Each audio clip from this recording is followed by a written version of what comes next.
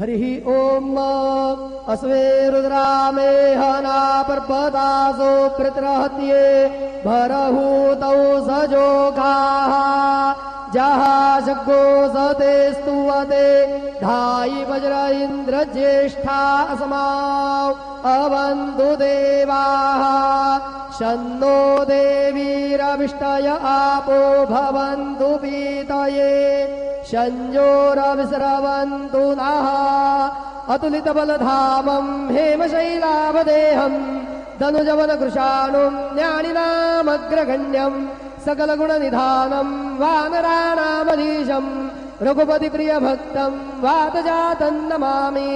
गुरुर्ब्रह्मा गुरुर्विष्णुः गुरुर्देवो महेश्वरः गुरुः साक्षात् परब्रह्म तस्मै श्री गुरवे नमः।